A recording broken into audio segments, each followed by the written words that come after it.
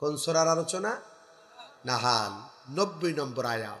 যে আয়াতটা এই যারা জামে মসজিদে জুম্মার নামাজ পড়তে যায় অন্ততপক্ষে সপ্তাহে একদিন ইমাম সাহেব সানি খুতবার মধ্যে এই আয়াতটা তখন তেলাওয়াত করে, তারাই শুনতে পেরেছে।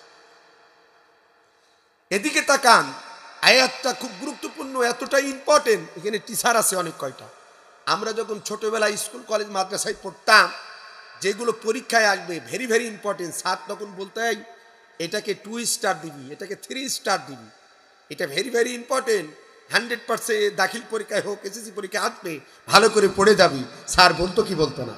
এই কথা বলেন, বলতো কি বলতো না?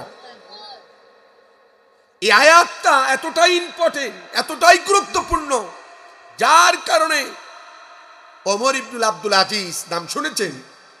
এই ওমর ইবনুল আব্দুল আজিজের জামানাত থেকে তিনি জুম্মার নামাজে তিনি তার জামানাত থেকে বাধ্যতামূলক করে দিয়েছিলেন যে অন্ততপক্ষে ইমাম সাহেবেরা জুম্মার নামাজে এই খুতবার মধ্যে যেন সানি খুতবার মধ্যে তিনি আয়াতটা তেলাওয়াত করে জাতিকে সজাগ করে দেয়। আল্লাহু আকবার। যার প্রচলন আজও পৃথিবীর বিভিন্ন জামে মসজিদে আছে। কথা বলেন ঠিক না বেঠিক? এদিকে তাকান, কষ্ট হচ্ছে নাকি? ধৈর্য ধরেন। তাহলে সূরাতুন নাহাল 90 নম্বর আয়াত দেখেন তো আয়াতটা পরিচিত কিনা? আউযু বিল্লাহি মিনাশ শাইতানির রাজিম, বিসমিল্লাহির রহমানির রহিম। ইন্নাল্লাহা ইয়া'মুরু বিল আদলি ওয়াল ইহসান ওয়া ইতা'i যিল কুরবা ওয়া ইয়ানহা আনিল ফাহশাই ওয়াল মুনকারি ওয়াল বাগই ইয়া'iযুকুম লাআল্লাকুম তাযাক্কারুন। সাদাকাল্লাহুল আযীম। এই আয়াত আপনারা শুনেছেন? একটু জবাব দেন, শুনেছেন? কোথায় শুনেছেন? জুম্মান। কিন্তু আমাদের দেশে এই আয়াত যারা শুনেছে, করিম চাচা, রহিম চাচা এই আয়াতের অর্থ বুঝুক আর না বুঝুক, এতটুকু বোঝে ইয়াইযুকুম লাআল্লাকুম তাযাক্কারুন বলাও সারা কি করে? বোঝেন নাই আমার কথা? কি করে? উঠে দাঁড়ায়। তার মানে এই আয়াতের এটা সারাংশ বা এই আয়াতের মোট কথা এরা এই বুঝেছে যে এই আয়াত তেলাওয়াত করা মানে এখন খুতবা শেষ, নামাজ, এই কথা বলেন, নামাজ শুরু। কিন্তু আসলে কি তাই? এই আয়াত এতটা ইম্পর্টেন্ট, এতটা গুরুত্বপূর্ণ, যার কারণে নবীজি বলছেন, ও আমার উম্মতেরা, শুধু তোমরা যদি সূরা নাহালের এই 90 নম্বর আয়াতের আলোকে তোমাদের জীবনটাকে সাজাতে পারতে, তোমরা সোনার মানুষ হতে। সুবহানাল্লাহ। কি এমন কথা এই আয়াতের মধ্যে আছে, জানা দরকার আছে না নাই?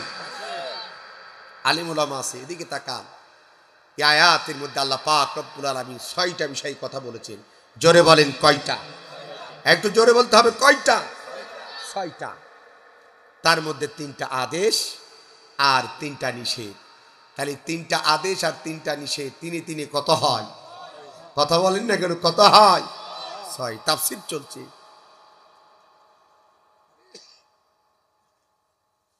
বলেন তো এই আয়াত বঙ্গভবনে ইমাম সাহেব তেলাওয়াত করেছে কি করে নাই? গণভবনে জুম্মার নামাজে আয়াত তেলাওয়াত হয়েছে কি হয় নাই? 550 ডিজিটাল মসজিদ তৈরি হয়েছে, এই আয়াত সেখানে তেলাওয়াত হয়েছে কি হয় নাই? সংসদ ভবনে যে মসজিদ আছে সেই মসজিদের ইমাম এই আয়াত জুম্মার নামাজে তেলাওয়াত করেছে কি করে নাই? আমার আপনার জামে মসজিদগুলোতে এই আয়াত তেলাওয়াত হয়েছে কি হয় নাই? কথা বলেন। এখানে কি এমপি মন্ত্রীরা, এদেশের বিচারকেরা, এদেশের রাজনৈতিক নেতারা এই আয়াত জুম্মার নামাজ পড়তে গিয়েছে যারা, শুনেছে কি শোনে নাই? ঠান্ডা মাথায় ওয়াজটা বসবেন আজকে। কিন্তু শুনে আমল করেছে কি? ওই ইয়াইযুকুম লাআল্লাকুম তাযাক্কারুন বলাও সারা, দাঁড়িয়ে যাওয়াও সারা, এতটুকু বুঝেছে। আলামিন এই আয়াতের মধ্যে 6টা বিষয় তিনি নসিহত করেছেন, 3টা আদেশ 3টা নিষেধ। সেই 3টা আদেশ কি? একটু তাকান আমার দিকে। 1 নম্বর আল্লাহ তাআলা বলছেন, আউযু বিল্লাহি মিনাশ শাইতানির রাজীম। বিসমিল্লাহির রহমানির রহিম। বিতাড়িত মরদুর শয়তান থেকে পানাহা চাচ্ছি কার কাছে? আল্লাহ তাআলার। বিসমিল্লাহির রহমানির রহিম, পরম করুণাময় অতীব দয়ালু মহান আল্লাহর নামে শুরু করছি। আমরা কোনো কাজ শুরু করব কার নামে? আল্লাহর। এক নাম্বার, ইন্নাল্লাহা ইয়া'মুরু বিল আদলি, নিশ্চয় আমি আল্লাহ পাক রব্বুল আলামিন তোমাদেরকে দুনিয়ার মধ্যে ন্যায় বিচার, সত্য বিচার, হক বিচার করার জন্য প্রেরণ করেছি। কথাটা কার? এখন কথা বলতে হবে, কথা কার? এটা কি আমার? আমার আব্বা জানের। তাহলে জুম্মার নামাজে যারা মসজিদে ইমাম সাহেবের পেছনে নামাজ পড়েছেন, বলেন তো আজকে আমার কাছ থেকে নতুন শুনছেন না আজ থেকে ১৫০০ বছর পূর্বে আমার আল্লাহ পাক রব্বুল আলামিন এই কোরআনুল কারীমের মধ্যে সূরা নাহালের ৯০ নম্বর আয়াতের মধ্যে এই কথাটা বলেছে কি বলে নাই?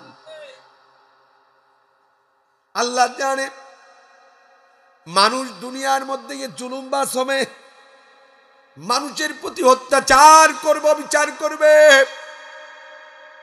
যেন কিয়ামতের ময়দানে এই মানুষগুলো আমি আল্লাহর কাছে যেন অস্বীকার না করতে পারে, আল্লাহ আপনি তো আমাদেরকে ন্যায় বিচার সম্পর্কে কোনো সতর্কতা করেন নাই।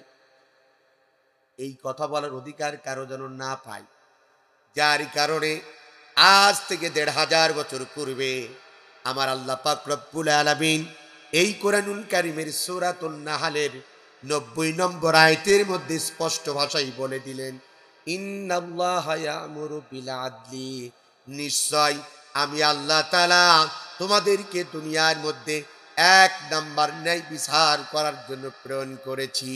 কিন্তু বদরখালী থানার ভাইয়েরা, আজ স্বাধীনতার ৫৩টি বছর পার হয়ে যায়, এই ন্যায় বিচার আজ পর্যন্ত আমরা বাংলাদেশে প্রতিষ্ঠিত করতে পারি না। কথা সত্য না মিথ্যা? অথচ ৯০%, ৯৫% মুসলমান, যে দেশের মেজরিটি পাচ্ছেন বিচারক হচ্ছে মুসলমান, যে দেশের মেজরিটি পাচ্ছেন সংসদ সদস্য ছিল মুসলমান, সেই দেশে ৫৩টি বছর পার হয়ে যায়, মসজিদের মধ্যে ইমাম সাহেবেরা প্রত্যেক জুম্মার নামাজে সতর্কতা করে বলে দেয় সানি খুতবার মধ্যে, ইন্নাল্লাহা ইয়া'মুরু বিল আদলি, নিশ্চয় আল্লাহ তাআলা তোমাদেরকে ন্যায় বিচার করার জন্য পাঠিয়েছে। কিন্তু আমাদের দেশে সবাই এই আয়াত শ্রবণ করে কিন্তু তার বাস্তব জীবনে আমল করে নাই। যদি আমার দেশের মানুষেরা এই আয়াতের আলোকে জীবনটাকে সাজাতো, আমল করত, তাহলে কোরআনের ফাঁকি আল্লামা দেলোয়ার হোসেন সাঈদীকে ১৩.৫ বছর নিরপরাধ মানুষটাকে জেলখানার মধ্যে থাকতে হতো না। যদি ন্যায় বিচার প্রতিষ্ঠা থাকতো আমার দেশে, ১১ জন শীর্ষ পর্যায়ে ইসলামী চিন্তাবিদ তাদেরকে ফাঁসির কাস্টে ঝুলতে হতো না। যদি ন্যায় বিচার বাংলাদেশে প্রতিষ্ঠা থাকতো, এই যে পাশেই পেকুয়া থানার বদিউল আলম হুজুরের মতন মানুষের নামে মিথ্যা মামলা দিয়ে কারাগারের মধ্যে তাকে থাকতে হতো না। কথাগণ ঠিক? যদি ন্যায় বিচার বাংলাদেশে প্রতিষ্ঠিত থাকতো, এই দেশের বিরোধী দলের নেত্রী খালেদা জিয়াকে দীর্ঘদিন কারাবন্দী থাকতে হতো না। যদি ন্যায় বিচার বাংলাদেশে প্রতিষ্ঠা যদি থাকতো, মুফতি আমির হামজা সহ ব্রিগেডার আব্দুল্লাহ আজমির মতন মানুষদেরকে আয়না ঘরের মধ্যে পৃথিবীর আলো বাতাস থেকে তাদেরকে থাকতে হতো না। কথা বলে ঠিক কিনা? অথচ আল্লাহ পাক রব্বুল আলামিন এই আয়াতের মধ্যে, তাফসীরের মধ্যে স্পষ্ট ভাষায় তিনি বলে দিয়েছেন, জুম্মার নামাজের মধ্যে ওই গণভবনের ইমামে আয়াত তেলাওয়াত করেছে, রাজনৈতিক নেতারা নামাজ পড়েছে, ইন্নাল্লাহা ইয়া'মুরু বিল আদলি। এই আয়াত শোনার পরে কিন্তু তারা আমল করে নাই। যদি স্বাধীনতার ৫৩টি বছর এই বাংলাদেশের রাজনৈতিক নেতারা, এদেশের বিচারকেরা এই আয়াতের আলোকে যদি জীবন পরিচালনা করত, আমার দেশে ন্যায় বিচার প্রতিষ্ঠিত হতো, কাউকে অন্যায়ভাবে জালিমরা আমাদেরকে কষ্ট দেওয়ার সুযোগ পেত না। কথা সত্য না মিথ্যা? আমার কথাই কি রাগ করছেন? বাস্তবতা মিলাবেন। কি মিলাবেন? অথচ এই ন্যায় বিচারের মর্যাদা আছে না নাই? এই যে আলেম উলামা আছে দেখবেন, ভালো কাজের প্রতিদান আছে না নাই? নেকি পরবাদ না করেন নেকি করে না হাই, আর বদি পরবাদ না খাত বদি করে না হাই। ভালো কাজের আদেশ দেওয়া মানে নিজে ভালো কাজ করা। কতক্ষণ ঠিক কিনা? কক্সবাজার জেলার চকরিয়া থানার বদরখালীর ভাইয়েরা আমার দিকে তাকান। অথচ এই ন্যায় বিচারের মর্যাদা কত যে সুন্দরভাবে নবীজি বর্ণনা করেছেন। যেদিন কিয়ামত সংঘটিত হবে, সূর্যটা 1 বিঘাত মাথার উপরে যখন আসবে, মানুষের মাথার মগজগুলো যখন ঘেনুগুলো টকবক টকবক করে যখন ফুটবে, মাটিগুলো পুড়ে তামা হয়ে যাবে, মানুষগুলো দিক বেদিক ভাবে ছোটাছুটি করবে, কোথাও তারা ছায়া খুঁজে পাবে না। তখন নবীজি বলছেন, পৃথিবীতে একটা মাত্র ছায়া থাকবে, সেটা হলো আমার আল্লাহ রব্বুল আলামিনের আরশে আজিমের ছায়া। এই আল্লাহর আরশে আজিমের নিচে নবীজি বলছেন 7 শ্রেণীর ব্যক্তিদেরকে কিয়ামতের দিন আল্লাহ পাক রব্বুল আলামিন তাদেরকে আল্লাহর আরশে আজিমের নিচে ছায়া দান করবে। তাদের মধ্যে 1 নাম্বার যাদেরকে আল্লাহ তাআলা ছায়া দান করবে, তারা হলবে ইমামুল আদেল, যারা হব ন্যায় বিচারক, যারা দুনিয়ার মধ্যে সত্য বিচার করবে, হক বিচার করবে। এদেরকে আল্লাহ পাক রব্বুল আলামিন স্পেশাল ভাবে তাদেরকে আল্লাহর আরশে আজিমের নিচে ছায়া দান করবে। মর্যাদা ছোট না বড়? কথা কন। শুধু তাই নয়, কক্সবাজার জেলার চকরিয়া থানার ভাইয়েরা, নবীজি বলছেন এই দুনিয়ার মধ্যে, দুনিয়ার শুরু লগ্ন থেকে খাতমে নবুয়ত আমার নবী পর্যন্ত যত নবী রাসূলকে আল্লাহ পৃথিবীতে প্রেরণ করেছেন, যত সাহাবা আজমাইন আর যত মানুষ ইসলামের জন্য শাহাদাত বরণ করেছে, আল্লাহ রাব্বুল আলামিন নবী রাসূল সাহাবা আজমাইন এবং শহীদদেরকে যেই জান্নাতের মধ্যে থাকার আল্লাহ সুযোগ দেবে, যারা দুনিয়ার মধ্যে ইমামুল আদেল ন্যায় বিচারের দায়িত্ব পালন করবে, সত্য বিচার করবে, হক বিচার করবে, স্বজনপ্রীতি করবে না, দলীয়করণ করবে না, আত্মীয়করণ করবে না। আমার নবী বলছেন তাদেরকে আল্লাহ পাক রব্বুল আলামিন ওই নবী রাসূলদের সাথে, শহীদদের সাথে জান্নাতে থাকার সৌভাগ্য আল্লাহ দান করবে। কি সম্মান, কি মর্যাদা আল্লাহ তাআলা দিল। কিন্তু আমার দেশের কপাল পোড়া বিচারকেরা তা জানল না, সব দলীয়করণ। কতক্ষণ ঠিকটা ঠিক? আজ দলীয়করণ করার কারণে আমরা অসংখ্য ইসলামী ব্যক্তিদেরকে হারিয়েছি। আজ দলীয় করার কারণেই আমার অসংখ্য কলিজার টুকরা ভাইরা কষ্ট পেয়েছে। আজ দলীয় করার কারণেই অসংখ্য মানুষ নির্যাতন নিপীড়নের স্টিম রুলারের শিকার হয়েছে। কথা বলেন ঠিক কিনা? অথচ আল্লাহ পাক রব্বুল আলামিন জুম্মার নামাজ পড়তো না তারা? সেখানে কি ইমাম সাহেব বলতো না?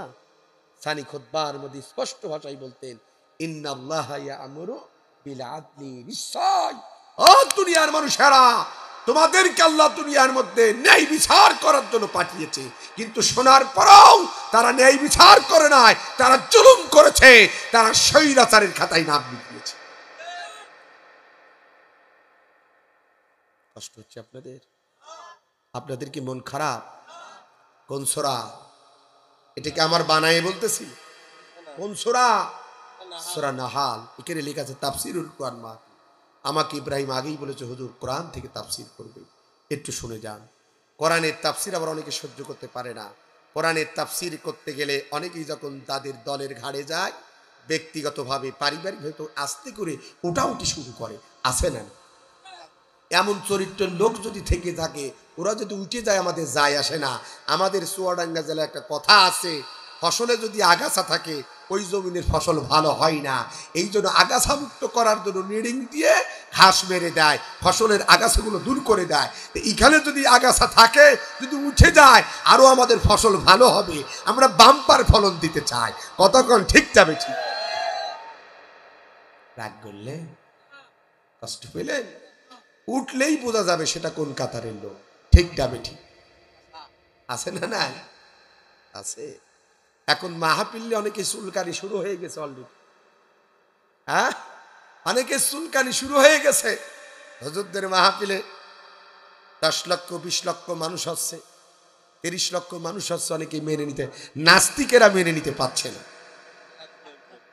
এই যে আপনাদের পেকুয়ায় ডক্টর মিজানুর রহমান আজারি এসেছে, আপনাদেরকে বিরিয়ানির প্যাকেট দিয়ে ওখানে ডাকছিল? আপনাদেরকে পরিবহন খরচ দিয়েছিল? নিজেদের পরিবহন খরচ করে বিরিয়ানি নিজেরা টাকা দিয়ে খাবার খেয়ে ওখানে গিয়ে মাহফিল শুনেছেন।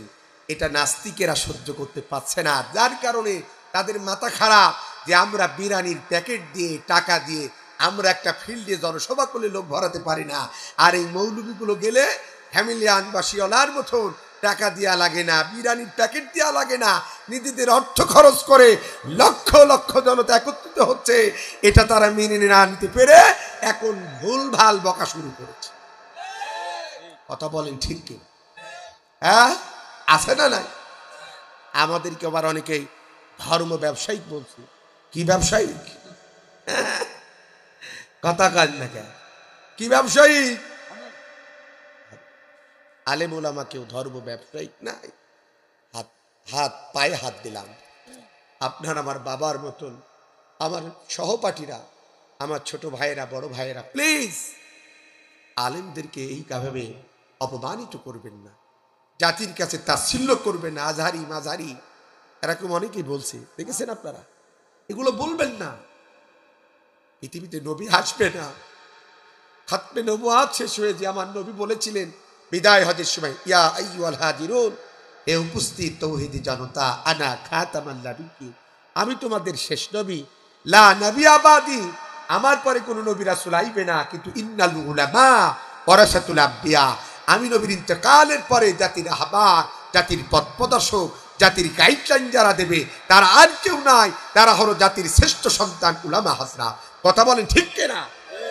যে আলেমেরা আপনার বাবার জানাজা পড়ায়, মায়ের জানাজা পড়ায়, যে আলেমেরা আপনার সন্তান হলে কালে আজান দেয়, যে আলেমেরা আপনি মরে গেলে আপনার কবরের মধ্যে শায়িত করে আপনার জানাজার নামাজ পড়ে দুই হাত তুলে জাতির সামনে দোয়া করে। কথা বলেন ঠিক কিনা?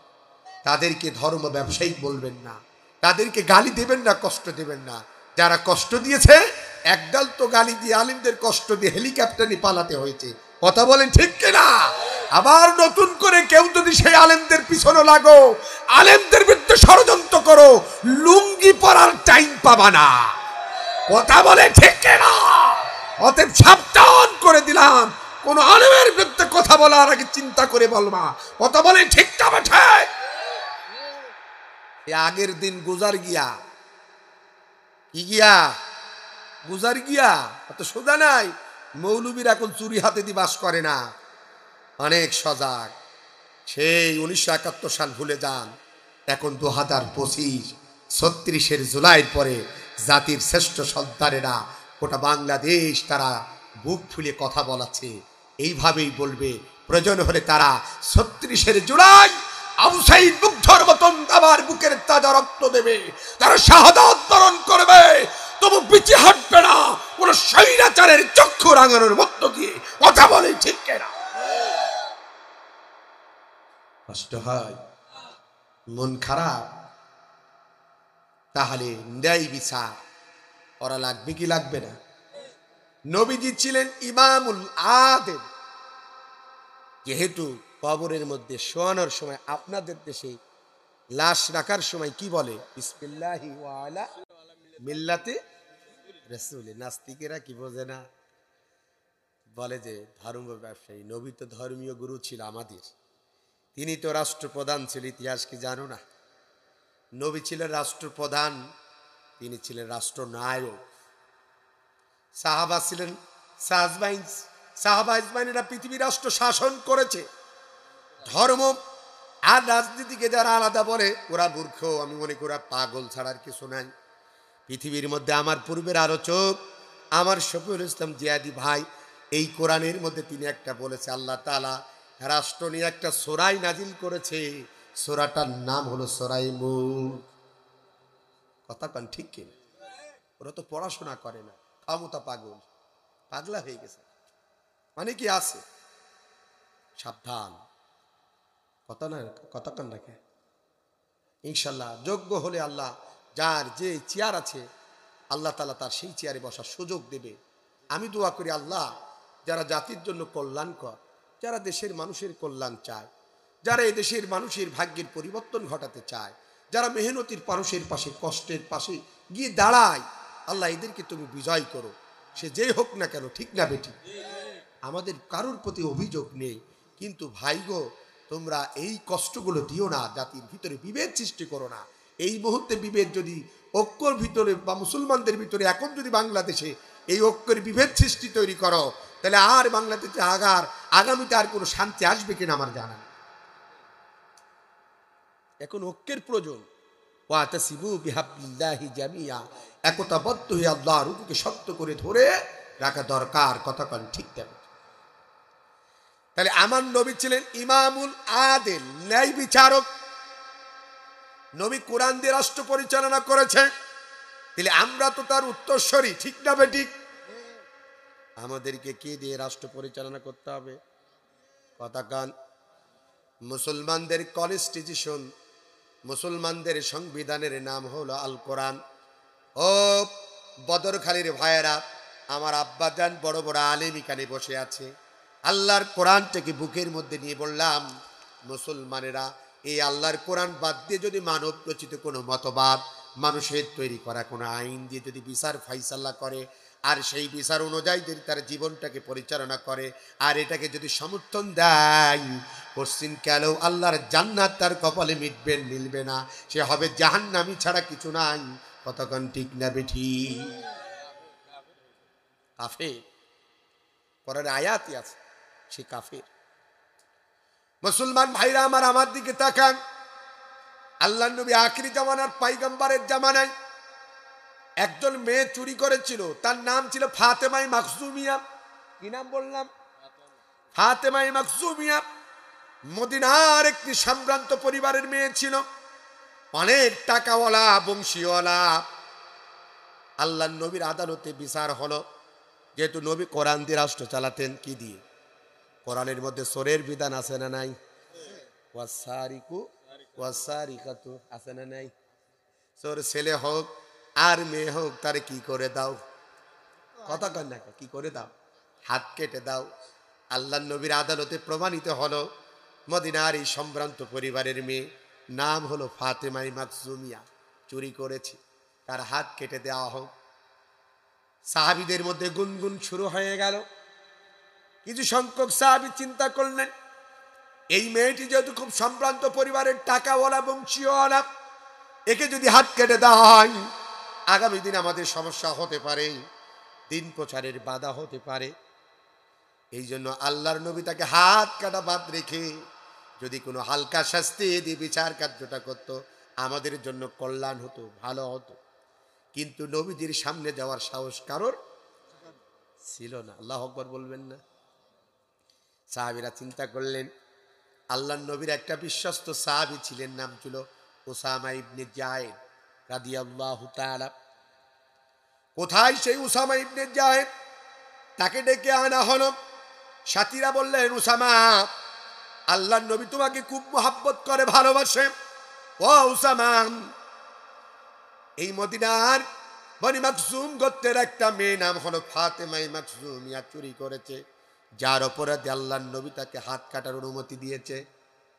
তুমি যাও, যেহেতু মেয়েটা বংশীওয়ালা, মেয়েটি অনেক টাকাওয়ালা, এই জন্য এই মেয়েটার হাত কাটা বাদ দিয়ে যদি হালকা কোনো শাস্তি দিত, আমাদের জন্য ভালো হতো।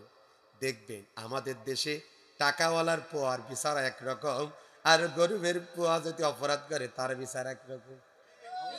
আছে না নাই? আমি বদরখালীর এই মাঠ থেকে কোরআনটাকে হাতে রেখে আলেমদেরকে সাক্ষী রেখে বলে গেলাম, ইসলামী হুকুমত যদি প্রতিষ্ঠিত হয়, আল্লাহর কসম করে বললাম, ধনী গরিবের বিচারের মধ্যে কোনো পার্থক্য থাকবে না, তাদের বিচার হবে একরকম।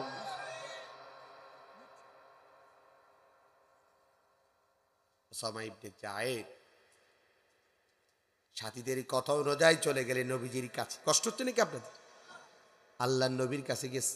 নবীজির আরেকটা বৈশিষ্ট্য ছিল যে আল্লাহর নবীর আগে কেউ কখনো সালাম দিতে পারতেন না। নবীজি সালাম দিলেন, ওসামা ইবনে যায়েদ সালামের উত্তর দিলেন। এরপরে নবীজির আরেকটা ভালো গুণ ছিল, আলেম উলামা জানে, কোনো ব্যক্তি যদি আল্লাহর নবীর সাথে কথা বলতে চাইতেন, সে যদি ছোট হতো, নবীজি যতক্ষণ না পর্যন্ত তার কথা না শেষ হতো, আল্লাহর নবী তার কাছ থেকে চেহারাটা ফেরাতেন না, সেনাটা ঘোরাতেন না। সুবহানাল্লাহ বলবেন না? এদেরকে বলা হয় নেতা। আর আমাদের দেশের নেতা জনগণ কষ্ট করে চেয়ারম্যান বানায়, দুঃখের কথা বলার জন্য একটু যাই, বাড়ির মধ্যে যাওয়ার আগেই সামসারা বলে এখন কথা বলার টাইম নাই।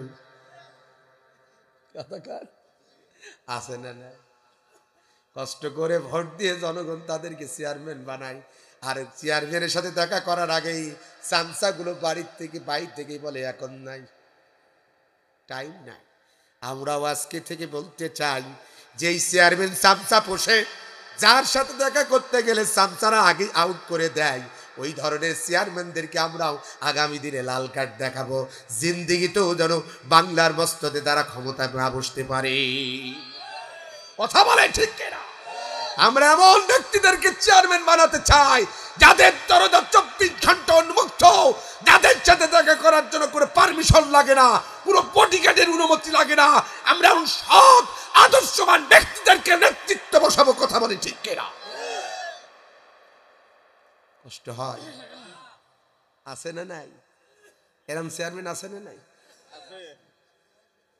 কষ্ট পাইলেন? আল্লাহর নবী কি নেতা! আপনি তো কেমন নেতা? আপনি তো নেতা নাই, আপনি তো নেতা না, আপনি তো খেতা। নেতা তো তারই বলে, দেখেন ছোট বালক যদি তার সাথে কথা বলতে আসতো, বুকটা টান করে দিয়ে নবীজি তার কথাগুলো মনোযোগ দিয়ে শুনতো এবং তারপরে বুকটা ফেরাতে, আর আমরা কথা শুনতে চাওয়ার আগেই বাড়ি থেকে দূর দূর করে তাড়িয়ে দিই। কথা কন নাকি? আল্লাহর নবী ডাক দিয়ে বলেন, উসামা এদিকে তাকান। উসামা, কোনো কথা বলবা নাকি? উসামা বললেন, ইয়া রাসূলুল্লাহ, ইয়া হাবিবাল্লাহ, একটা কথা বলার জন্য এসেছি। নবীজি বললেন, উসামা কি বলতে চাও বলো।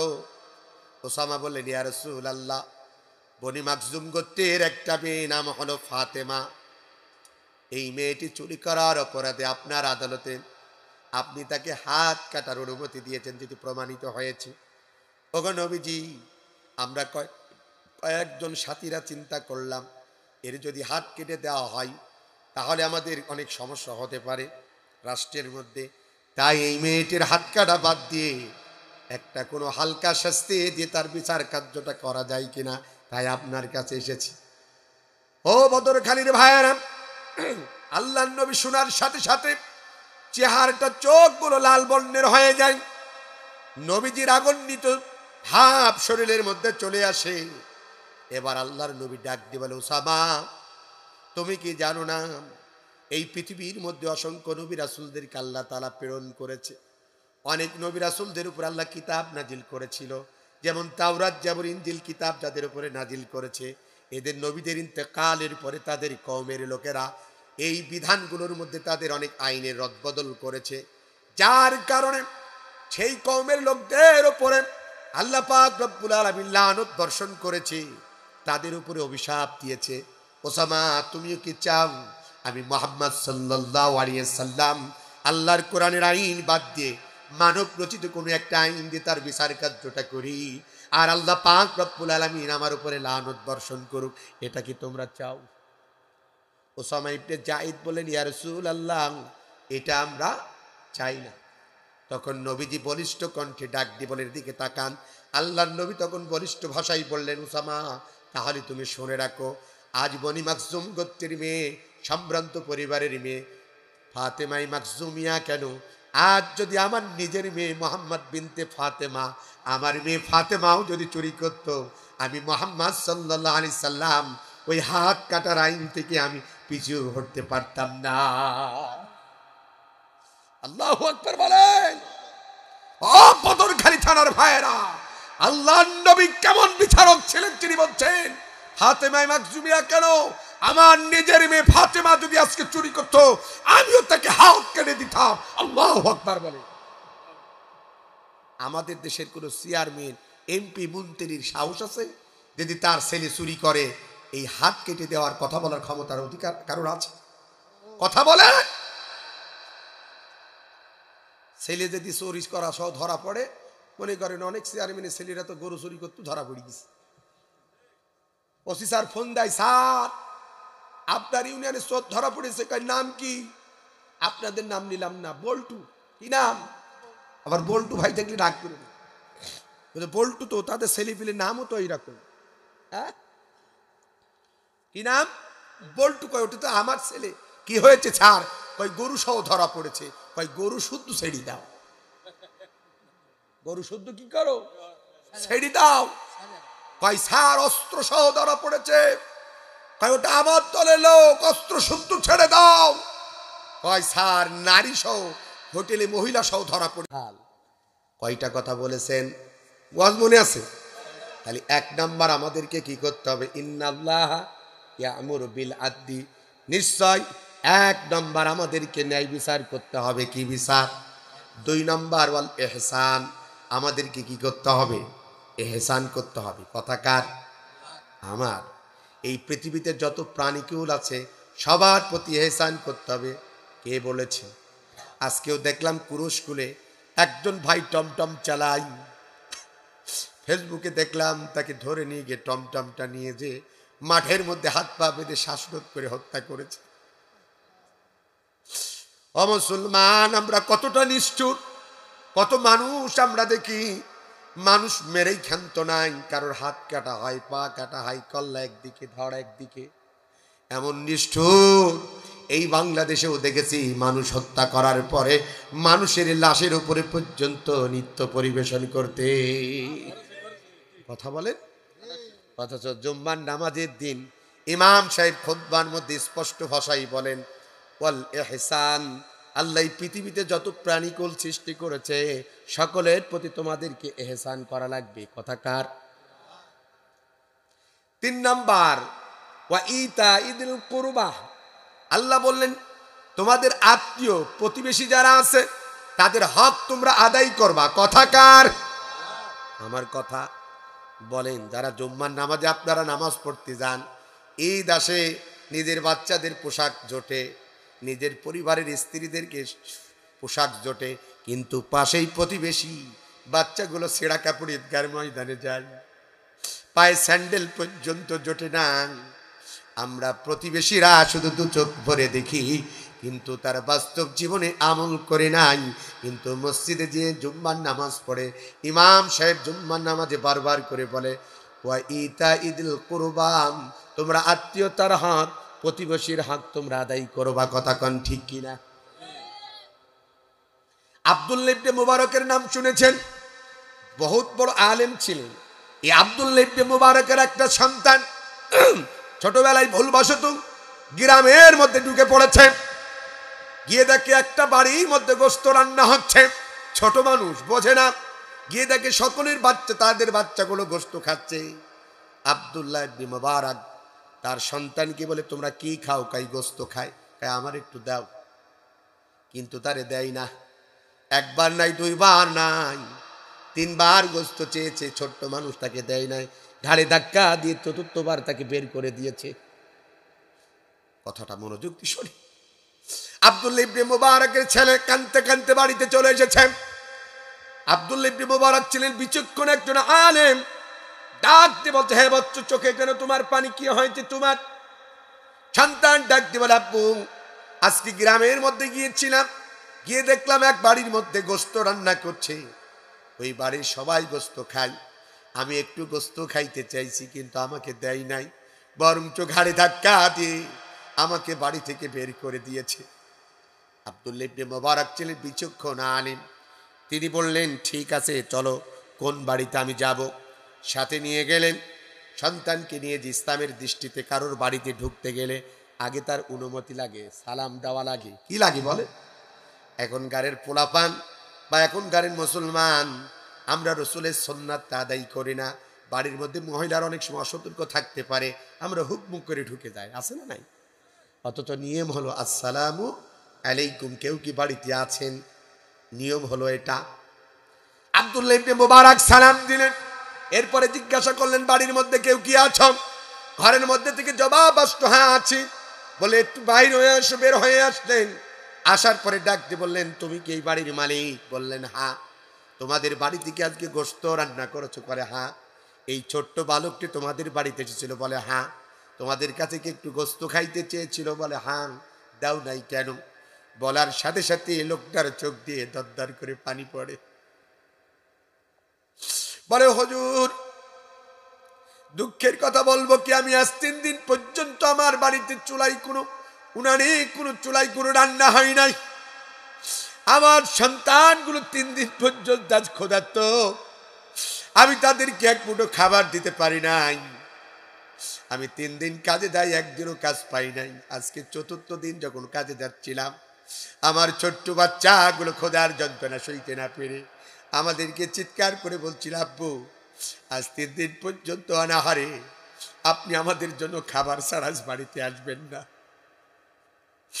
হুজুর আজকেও কাজে গিয়েছিলাম, কোনো কাজ পাই নাই।